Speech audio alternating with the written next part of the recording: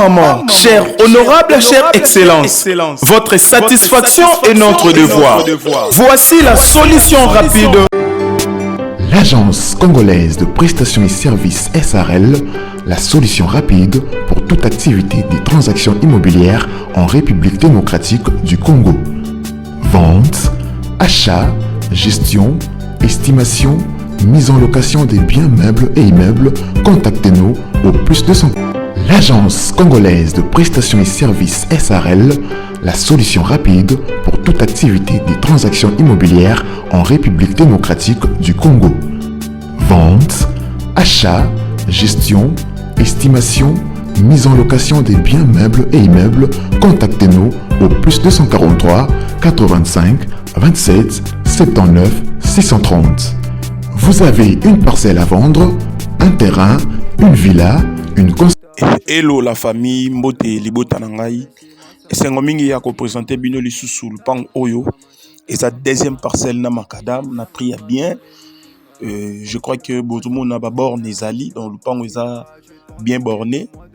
Et puis ils en a venu munene nde tout le monde a biso nyonso.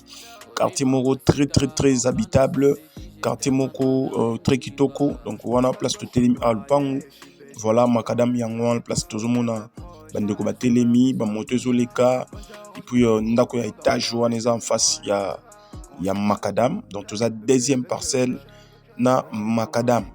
Donc pour na ba o balingaka kozala pembeni ya makadam obimba mo okei tala parcelle yango yo. Donc awa toza na commune ya Nsele toujours na quartier donc na quartier Ngamaba o ezali na plaza. Donc plaza eza localité eza subdivisé na ba quartier ato na quartier Ngamaba. Quartier Ngamaba eza quartier o eza après quartier Canada, soit en face ya quartier Canada. Donc yango nde babenga quartier Ngamaba. Donc okoti oyeti awa na lupango na biso ato ta ba dimension ko banda place to bandaki na mur wana place borne wana ezali oyeti na mur awa et to pesa biso 17 mètres. Donc le pan est à 17 mètres sur 15. Et puis ils a na mise en valeur. Donc mise en valeur, il y a ndak otomo na katuana mutu azali oyo alua kayango. Donc voilà un peu dimension il y a le pan na biso ndenge ezali. Donc en termes de mètres carrés, to lobake le pan est à 255 mètres carrés. Ils ont deuxième parcelle na makadam.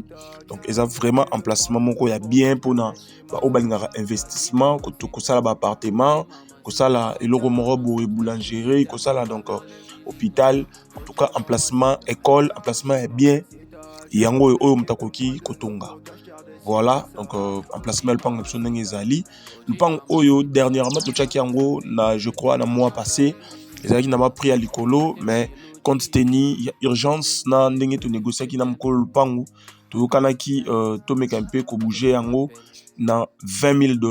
Donc aux une mise en valeur aux lupango deuxième parcelle na makadam to chango $20,000. Donc ba prix autres autres ils a à négocier légèrement. Hein to yebara déjà que aux benga pour na renégocier to yebaka eza à négocier légèrement. Voilà toujours mona mabele ndenge zali eza mabele moko sec. Donc eza mabele marécagé te eza place moko déjà biso so to yebi kentele eza la quartier moko eza la déjà marécagé te eza mabele moko ya bien. Donc le pan oyo ekiti 20,000 légèrement négociable. Et ils ont déjà la mise en valeur et non loin il y a la grande route. Donc dans l'obaki na pena bandeli sous que awa tous dans la commune il y a Nsele na quartier Ngamaba oyo ezwami na plaza. Hein? Donc en face il y a quartier Canada ou soit après quartier Canada nous prenons à 255 mètres carrés soit 15 donc soit 17 mètres na balabala sur 15 mètres au ekoti na kati ya lupango.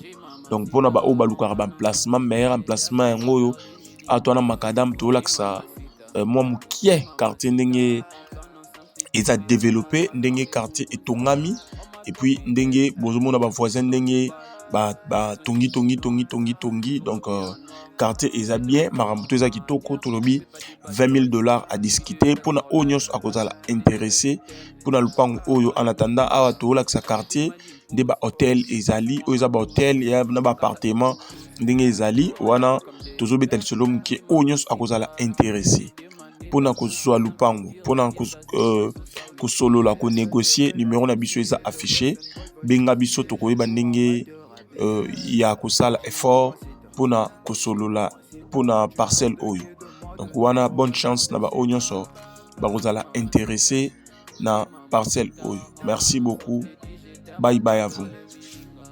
Oji mamacita, tu demandes qui de moi de nous pour t'acheter des cimasa. Oji mamacita, en plan ensemble t'es dit je t'aime à travers les miningas. Maté la mélodie, bébé, BM, Aka des dingues, la casa des papels. On est tout dingue. Tu demandes qui de moi de nous pour t'acheter des cimasa. Vas-y mamacita, Oji mamacita, en plan ensemble t'es dit je t'aime à travers les miningas. Oji mamacita, tu demandes qui de moi de nous pour t'acheter des cimasa. Oji mamacita, en plan ensemble t'es dit je t'aime à travers les miningas. Quand je pense à toi je suis pas allé, je suis BG encore.